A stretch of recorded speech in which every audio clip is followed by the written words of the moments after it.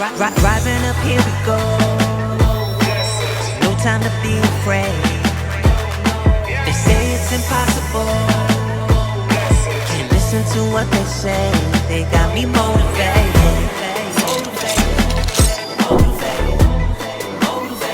Oh yeah, I'm motivated.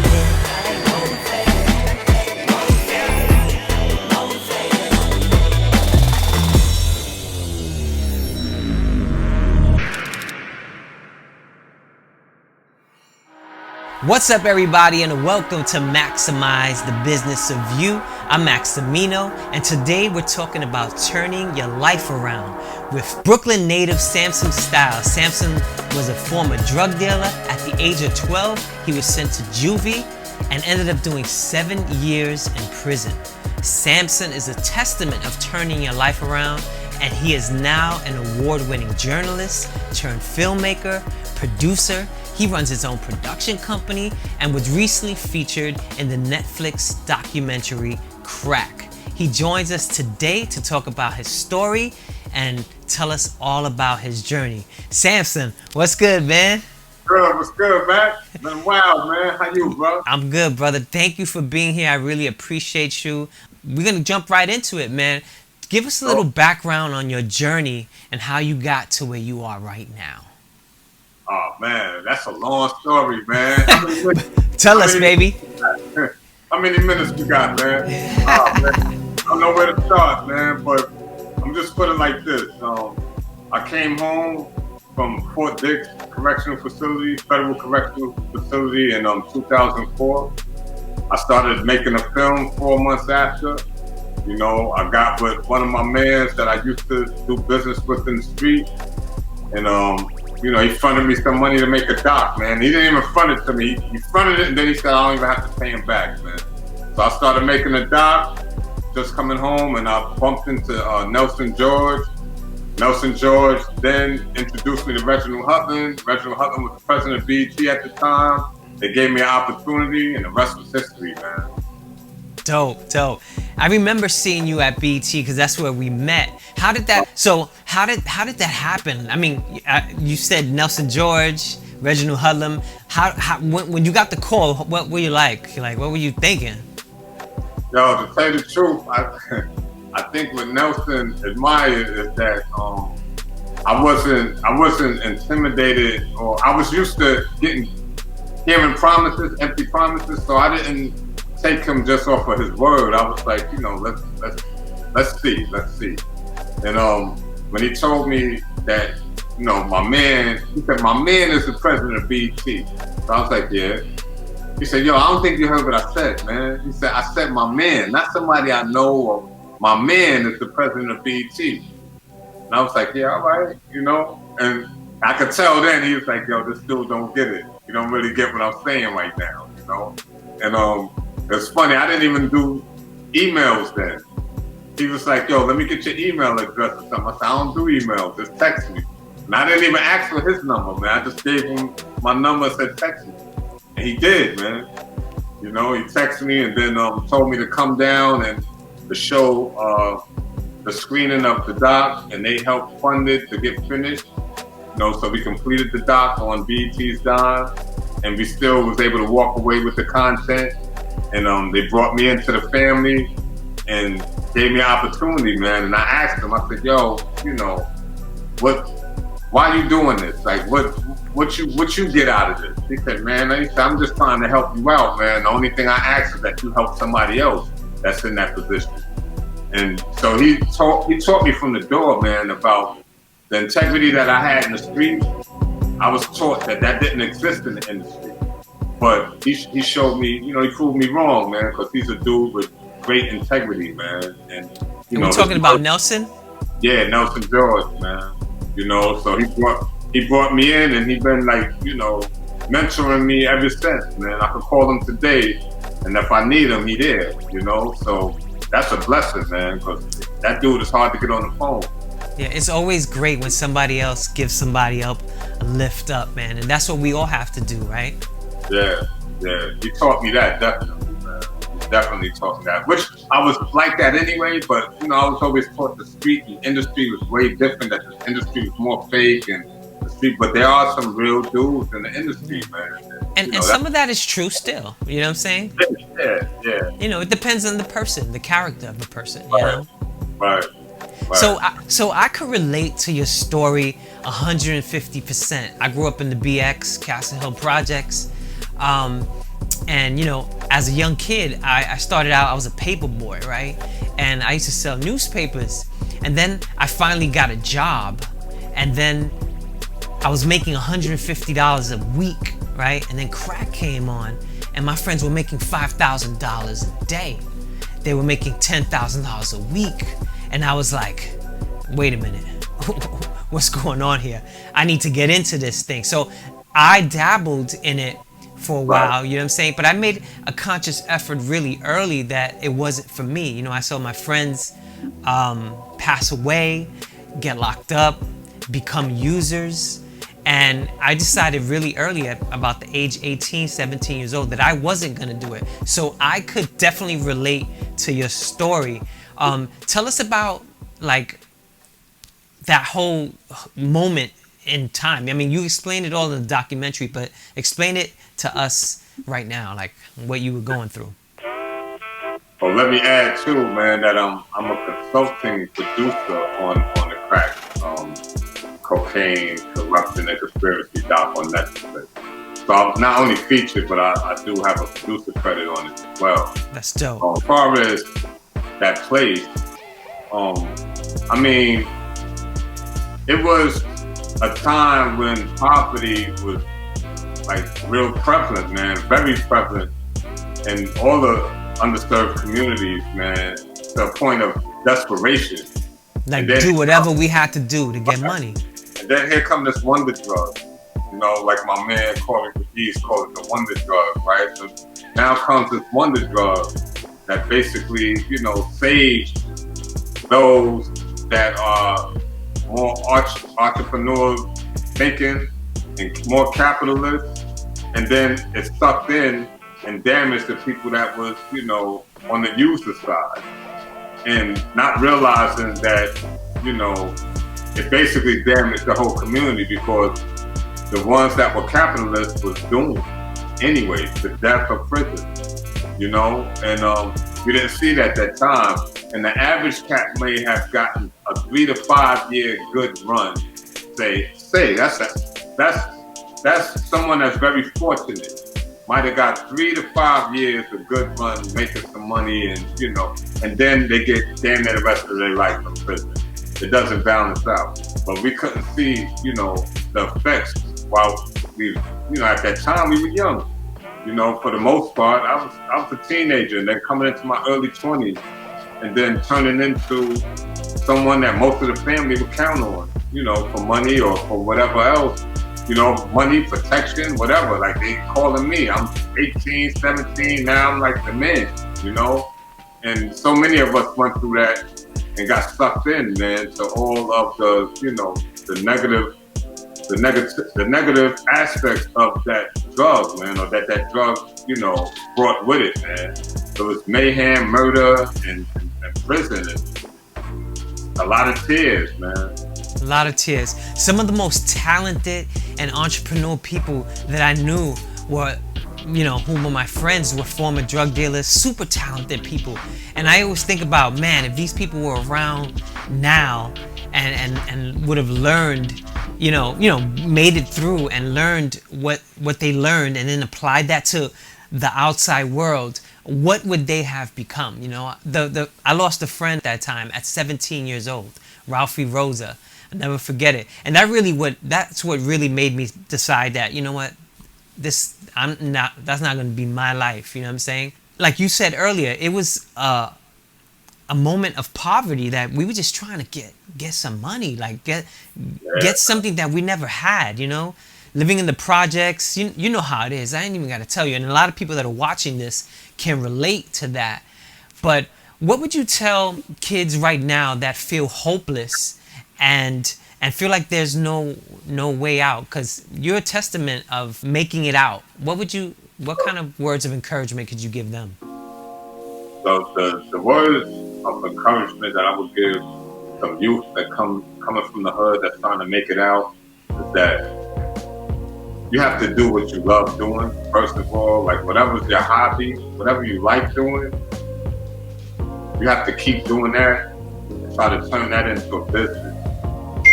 That's one on the entrepreneur tip. You just have to have patience, man. You have to really have patience because, like I said before, you could get ahead and do the wrong thing and be getting paid for around 2 or 3 years, but it's not going to even out with the amount of time that you're going to get or the consequences that come from doing illegal stuff, man. Especially coming from those type of neighborhoods where you're already going to be judged in a negative light, and most of the time the pendulum of justice isn't going to swing in your favor. So it's just knowing that if you stay dedicated to what you're doing, your passion, it takes a long time, man. They say it takes 10 years to become an overnight success. 10 years. I have this documentary now, Killing Beef, that we had gotten distribution for Revolt TV at first in 2008. Now our contract was up with Revolt, and now we have a global distribution deal with Synergon for this documentary. It took 10 years to make. It took 10 years to make this doc. Now it's starting to take off and do, and go where we was dreaming of it going before, to be worldwide, and for people to be watching it all over the world, And it's always going to be challenges, man. Even handing in these deliverables for Killing Beef, it's like damn, they're doing a whole nother doc. You know what I'm saying? So, nothing is going to be easy, and just welcome the hard work and just do things the right way, and it'll pay off. It may sound cliche, but it's real, man. If you do the right thing, and be persistent, you're going to get your break. You're going to get it. Absolutely, man. I agree with you 150%. So talk about the documentary Killing Beef. What is it about, and what are you trying to tell? What's the story you trying to tell right there? Because I saw a little teaser of it, and it seemed really interesting. So explain that. Yeah, so Killing Beef is a documentary. Well, Killing Beef, is a double entendre. Killing Beef is actually, beef is the conflict that people have in the street that can end up, being fatal, which is killing beef. And then you could, resolve the beef, which is also killing beef. So, so the doc gives you the causes, effects, and solutions to gun violence that permeate predominantly, underserved communities, black underserved communities mostly. And it lets you know, it gives you the history of why this violence is taking place. And it uses my own story of, me getting shot 5 times and almost dying, and then reconnecting with one of the people that shot me, and us killing the beef in hopes of, bettering the community by speaking to these youth and sharing our story and testimonies at juvenile detention centers and alternatives to incarceration programs. And that must have took a lot to really sit down with the person that tried to take you out, And when I saw that, I was like, wow, this is dope. You know what I'm saying? This guy's really trying to show the world that you could have these real violent beef and come back together again, and try to show the community that, we could work together. You know what I'm saying? We could do this. So I think that was awesome, bro. Yeah, thanks. There's no other doc like it, man. I'm fortunate enough to have filmed it throughout the process. You know what I'm saying? And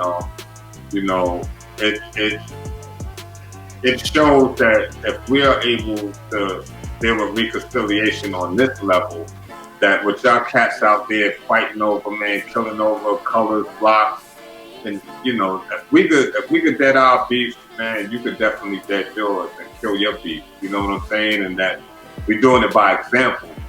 And it's coming from, a person like me. It's not only showing them that they can resolve their beefs, but it's also showing them that they could come back from having 4 felony convictions like myself. Being ostracized and not being able to apply for a lot of things because of that question that comes on the application, have you been convicted of a felony? And still able to overcome and then, excel and elevate, and evolve. So it's no excuse. It's no excuse as to why you can't make it, because you can. You There really is can. none. Yeah, you're right. There is none. I'm gonna ask you another question. When you were in prison, what do you remember the moment that you decided that, yo, when I get out, man, I'm gonna change my life. I'm gonna do something, um, and just I wanna win. When did you decide that? Um, it's funny you asked that, because one of the people that was in prison with me that helped initiate that change in me, he just passed away recently because of COVID.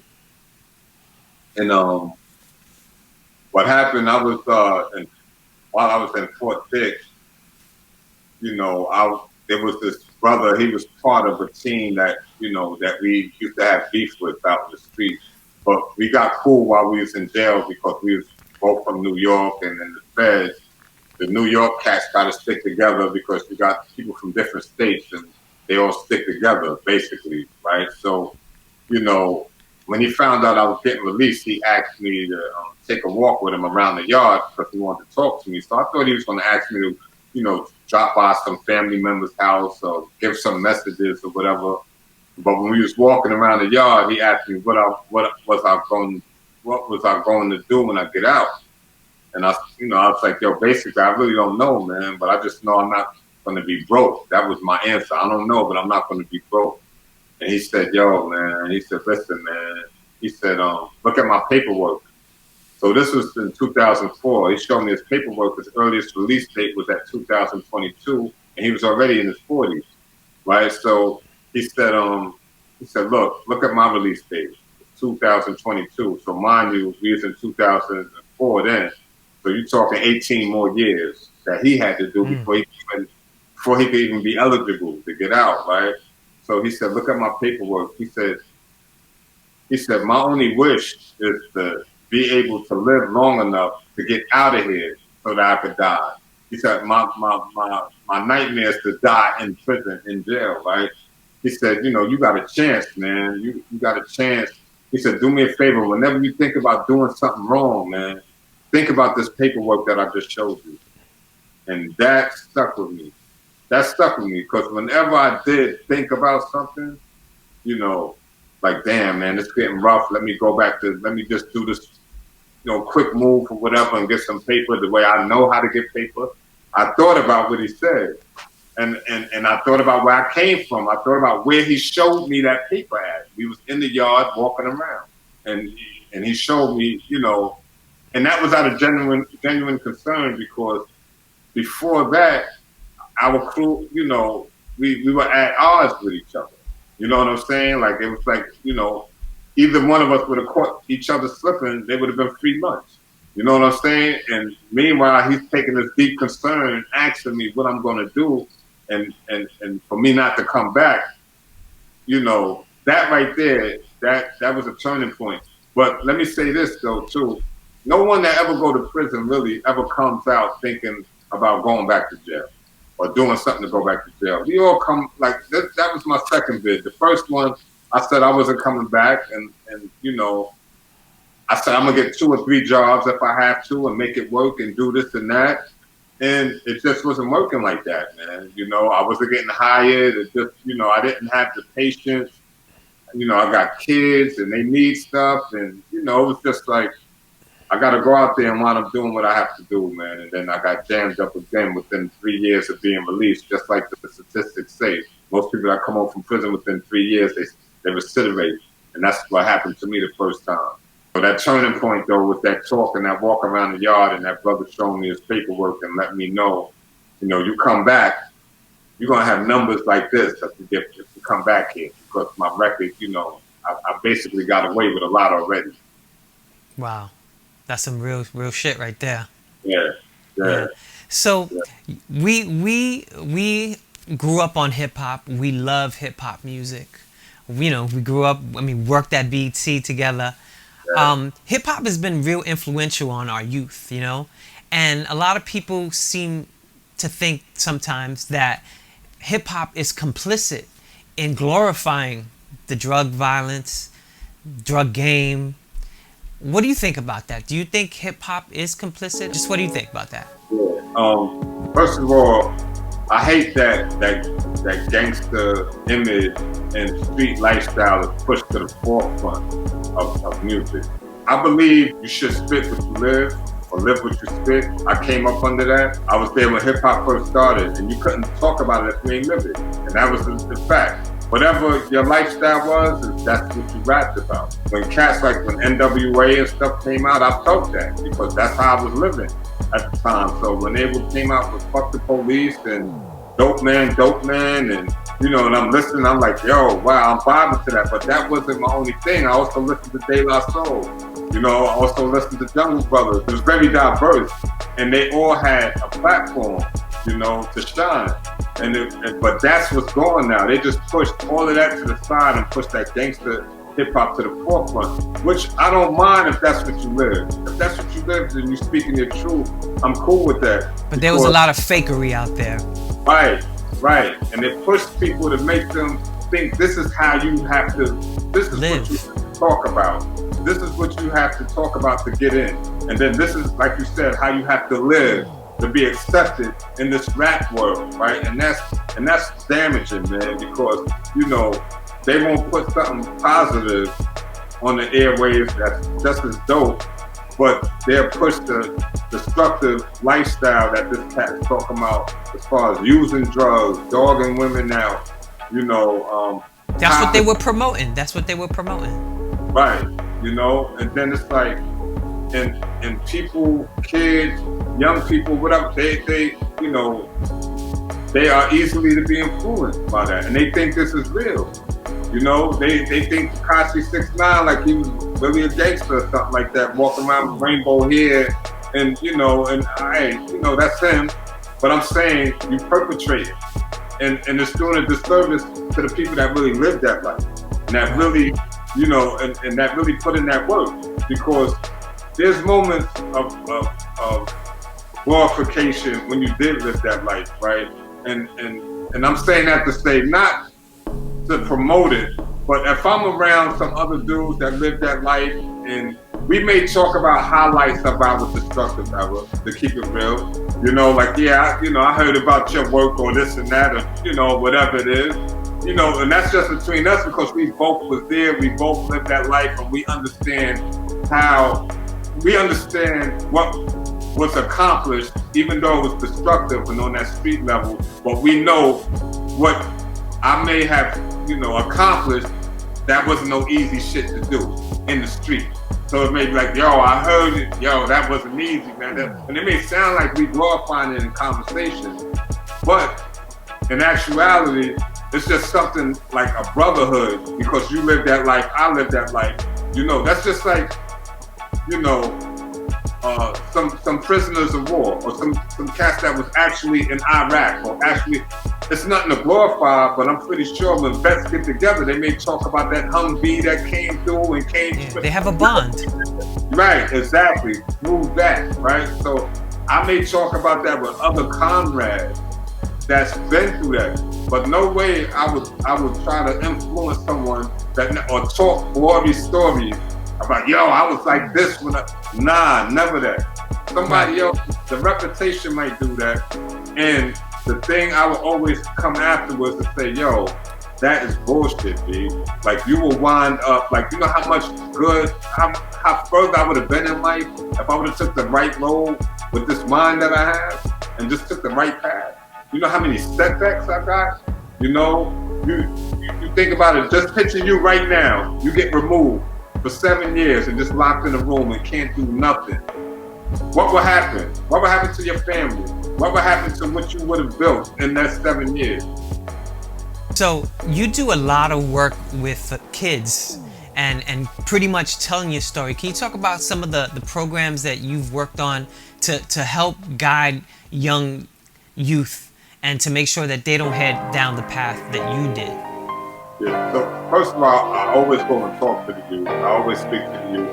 I'm on the board of directors. I'm the chair of the board of the Brownsville Think Matters, which is a nonprofit organization that that helps the community in areas of jobs, anti-violence programs, job training, and I run a documentary, a mini documentary, scripted content development class that we teach youth at the Man Up Incorporated, and for the community center. They have a virtual community center now. They also have a physical building, that's in East New York. That was like $11 million to get it's called the Prince Joshua Center in East New York.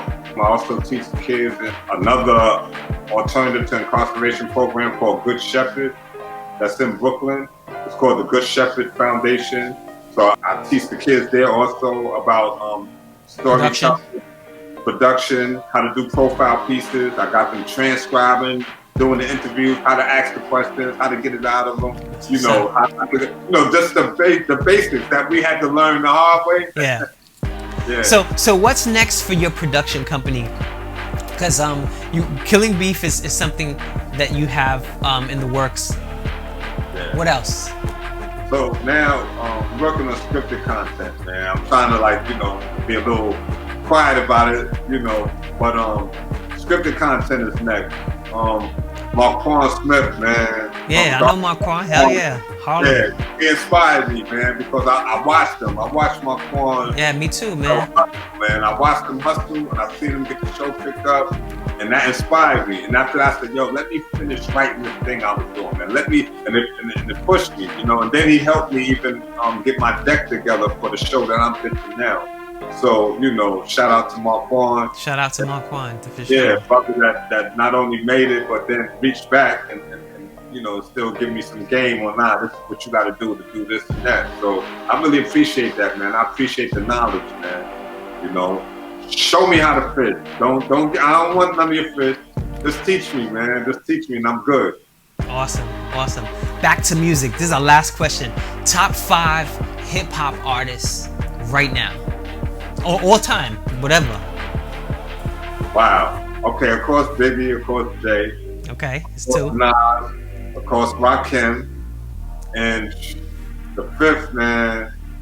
The 5th, I always leave that open kind of, man, because, I love Jada. I love the new cats. I love, Baby. The Baby? Yeah, not the Baby. Okay. Yeah. I love Redman, man. I think he's underrated. I love Ludacris. So I leave the 5th I think Ludacris is underrated. You know what I'm saying? I think, so Meek. So yeah, there's so many that can fill that spot, right? So I would say the top 4. My top 4 is solidified. Those are solidified. Right.